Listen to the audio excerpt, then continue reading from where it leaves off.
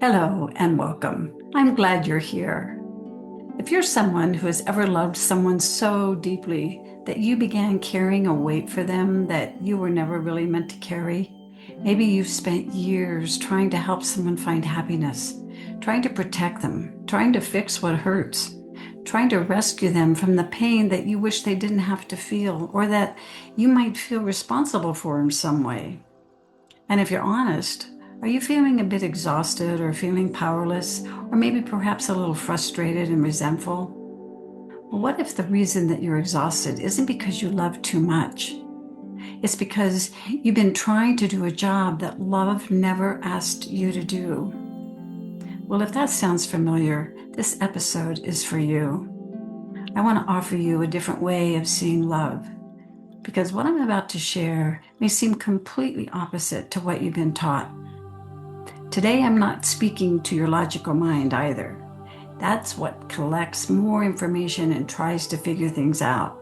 Instead, I'm speaking to a deeper part of you, that part of you that already recognizes truth when it's revealed, the part beneath your fear and your guilt, beneath all your survival strategies, the part of you that quietly remembers what love is and what it's always known.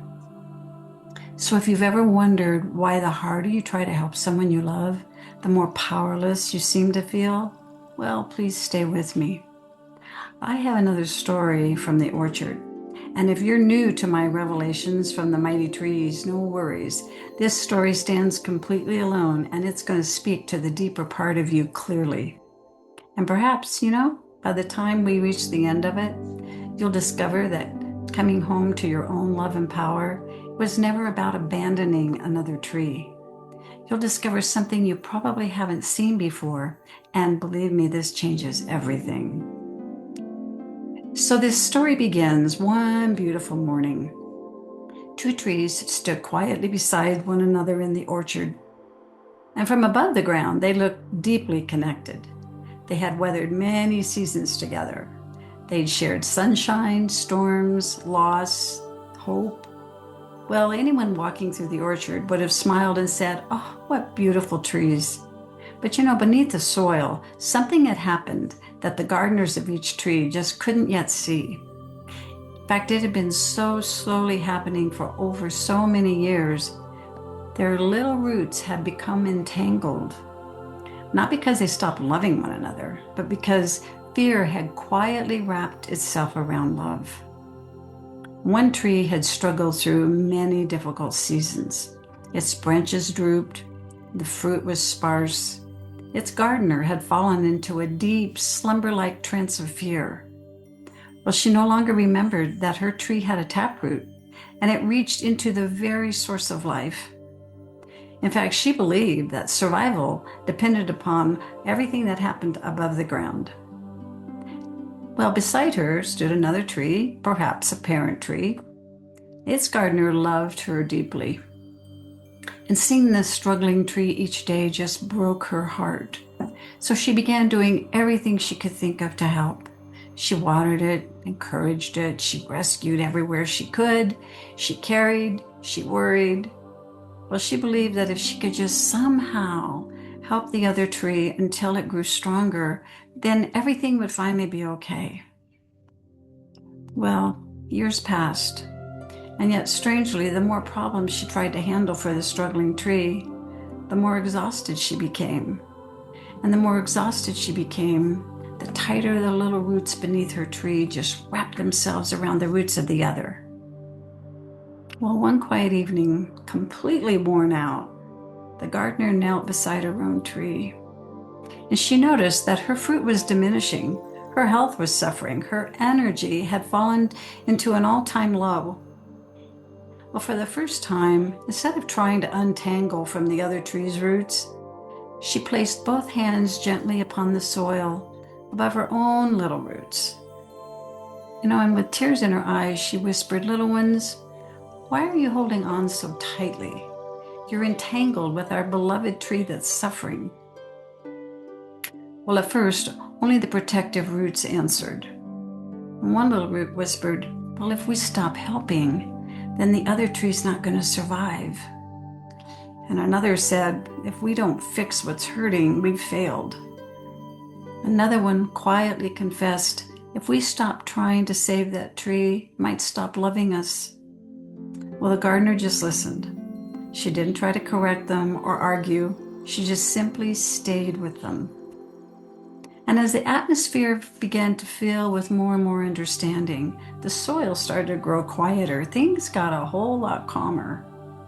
And after a long silence, deeper roots began finding their voices.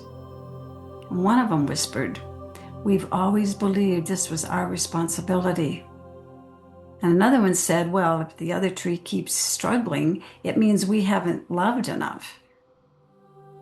And then after what felt like forever, the oldest, tiniest little roots began to tremble. And their little voices were almost too soft to hear.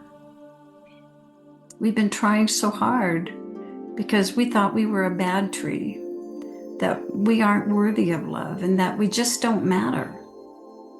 Oh my, the gardener's tears just fell into the soil. Oh, sweet little ones. You were never trying to control another tree. You were trying to prove that you were good enough and that you were worthy of love. Well, as they felt themselves fully understood, the little roots relaxed a little bit more. Then suddenly something remarkable happened. Beneath the identity roots, another layer slowly revealed itself. The roots the gardener had never heard before began to talk. The desire roots. Well, one whispered, I just want to know that I'm loved. And another one, I just want to know I matter. And another one, I just want someone to stay with me and not reject me. And another, I just want to feel safe and trust again. Well, the gardener smiled through her tears, and she finally understood. These weren't frightened roots. They were the original desires that had actually sprung up from the taproot of love. You see, love was calling the gardener back home through the roots of desire. You see, the taproot never asks the tree to find its love. It simply never stops sending love upward through the roots of desire. Until one day the gardener finally recognizes it as longing, and then it follows it home. Well, just then, far beneath every little root, the taproot quietly spoke, not loudly, just very simply, with the certainty of love. Ah, sweet little ones, you never needed to become another tree's taproot. You see, every tree in this orchard already has one. The whole tree suddenly became still. And you know, for the first time, that gardener understood. Coming home was never about abandoning the other tree. You know, it was finally ceasing to abandon her own. Well, she looked across the orchard. And you know, some gardeners were still asleep.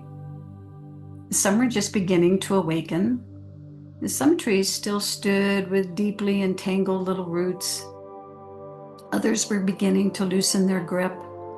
You know, she realized each tree had its own season. And then she smiled, not because every tree had changed, but because she finally trusted what had always been true. Every tree already did have its own taproot. There was no exception. Love had never stopped nourishing the orchard. It had only been waiting for the gardener to remember where life has always come from and to feel into her longing for love. So if today you find yourself exhausted from carrying someone you love, perhaps your little roots have something they would like to tell you. You're not exhausted because they're wrong.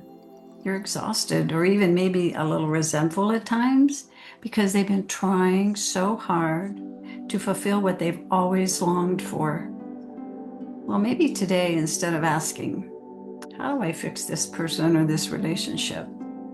You might just gently kneel beside your own little roots and ask, what have you been trying so hard to fulfill? What are you trying to get for me? And then just simply listen. What are you deeply longing for? To be loved and accepted? To matter? To be good enough? Because understanding opens the door to compassion, and compassion creates the conditions for trust. And trust creates the conditions for releasing and becoming untangled. And then release creates the conditions for home. And then home is where transformation quietly begins. So if you'd like to learn more about the wisdom of the trees, I invite you to please watch my series, Expanding Beyond Survival Identity. I've left the link in the title description below. So I hope you heard exactly what you needed to today.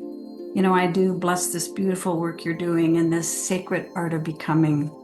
Your soul already recognizes the way home, and perhaps now you do too. So until next time, bye for now.